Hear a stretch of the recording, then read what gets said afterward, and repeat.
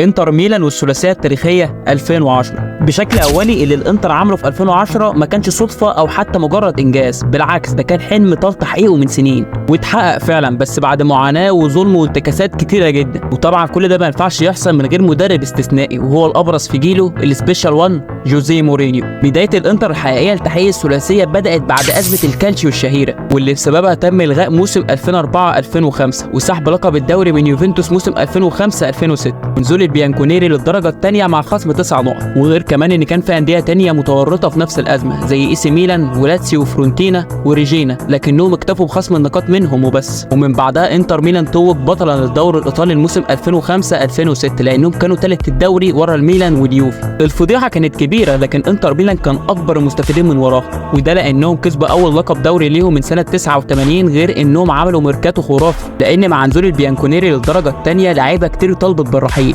وكان ابرزهم النجوم ساعتها. الانتر استغل الموقف وضم ابراهيموفيتش وفييرا من بيانكونيري، وده طبعا بجانب شويه صفقات زي ماكسويل ومايكون وجروسو، وكمان رجوع كاريزو على سبيل الاعاره من تشيلسي. وطبيعي بعد وقوع الكبار الانتر هو يكون المرشح الاول للدوري، وده لانهم استغلوا الازمه افضل استغلال، وكانت البدايه بعد فوزهم بالسوبر الايطالي على حساب روما 4-3. ومع بدايه الموسم الجديد 2007 الانتر كان مكسر الدنيا ومتصدر الدوري وبعده روما، لكن على مستوى دوري الابطال الفريق ما كانش بنفس مستوى الدوري، لكنهم اتاهلوا كتاني مجموعتهم ورا بايرن ميونخ ب10 نقط. ومع دخولنا في نص الموسم الانتر كان مرعب لكل انديه الدوري، وده لانهم عملوا سلسله انتصارات متتاليه وصلت ل 17 ماتش ورا بعض، ومن ضمنهم ديربي ميلانو.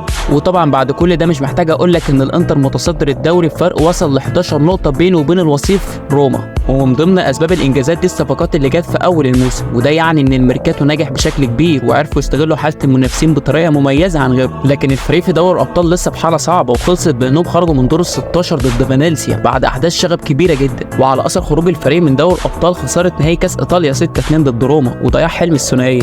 وعلى الرغم من كل ده الانتر بيكسب الدوري برقم قياسي في المركز الاول ب 97 نقطه كاعلى عدد نقاط في تاريخ السكواديتو وقتها. كان الفرق بينه وبين اقرب منافسين اللي هو روما 22 نقطه، واللي برضه بيكون سبب في كسر فرحه جماهير الانتر لانهم بيضيعوا عليهم دوري لا هزيمه بعد فوزهم على الانتر على ملعبهم 3-1. وبكده الانتر ينهي الموسم ببطوله الدوري وبس. ومع بدايه الموسم الجديد 2008 الميركاتو بتاع الانتر ما كانش فيه كتير، لان الفريق كان شبه متكامل، بس المشاكل كانت موجوده جوه الفريق، وكانت ابرزهم ازمه ادريانو او الامبراطور المهاجم الدبابه اللي بعد وفاه والده بعد كوبا امريكا 2004، وهو في نزول في مستواه بشكل ملحوظ، وبقى سهر وما بينامش وبيروح التمرين سكران. لكن اداره الانتر خدت خطوه وبعتوا البرازيل اعاره لنادي ساو باولو عشان يستعيد مستواه مره ثانيه. ورغم ده بس الفريق كان جاهز للموسم الجديد، وكمان مع ظهور موهبه جديده زي ماريو بالوتيلي. ورغم صعود يوفنتوس مره ثانيه للدرجه الاولى، لكن المنافسه ما بين الانتر وروما كانت شرسه على لقب السكواديتو. ورغم ده برضه لكن النيراتزوري بعد صعودهم من دور المجموعات في دوري الابطال لتاني مره على التوالي بيخرجوا من دور ال 16، لكن المره دي من ليفربول بعد خساره ذهاب واياب 5-0. ساعتها طلع مدرب الفريق مانشيني وصرح وقال انه هيرحل مع نهايه الموسم، لكن الاداره كانت بتعرض قرار زي ده لانهم كان عندهم ثقه كبيره فيه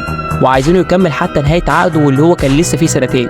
ورغم حسرة دوري الابطال لكن الانتر كان بينافس على الدوري للجوله الاخيره، وبعد ماتش صعب على ملعب بارما ابراهيموفيتش بيقدر يسجل هدفين عشان يتوج الانتر بطلا للسكواديتو لثالث مره على التوالي. ومع صعود الانتر مره ثانيه لنهائي الكاس بيخسروا لثاني مره ضد روما 2-1، وبيضيع حلم الثنائيه لثاني مره برضه ضد نفس الخصم. لكن هنا في علامه استفهام كبيره شويه، ليه الفريق رغم وجود فيه لعيبه الصفوه في الدوري الايطالي مش قادر يحقق غير 2 سكواديتو بس، وفي دوري الابطال مش قادرين يعدوا دور ال 16؟ دي كانت اراء النقاد والجماهير ساعتها. وبعدها الاداره قررت اقاله مانشيني رغم انهم كانوا متمسكين بيه في نص الموسم، وبعدها قعدوا يدوروا على الجندي المجهول اللي ناقص الكتيبه، وهنا ظهر السبيشال 1 جوزيه مورينيو.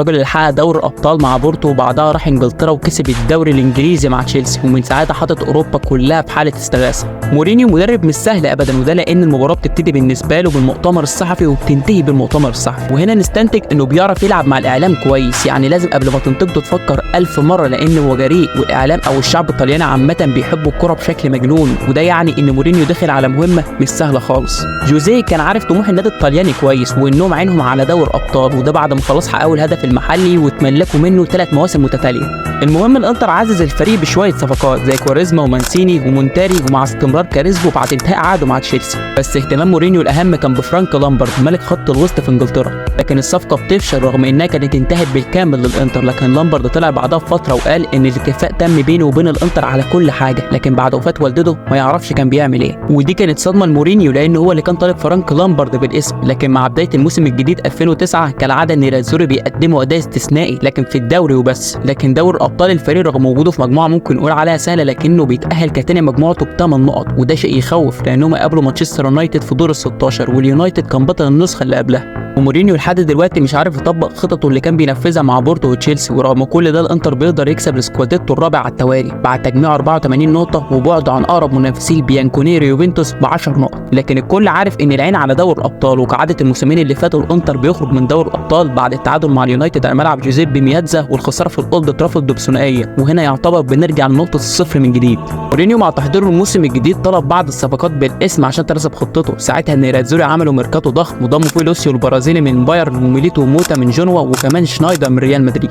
وغير كمان ان برشلونه بعت عرض مغري للانتر ب 45 مليون يورو زائد المهاجم الكاميروني ايتو مقابل ابراهيموفيتش. وساعتها الانتر وافق على عرضه، وكده يعتبر الانتر دعم كل مراكز الفريق.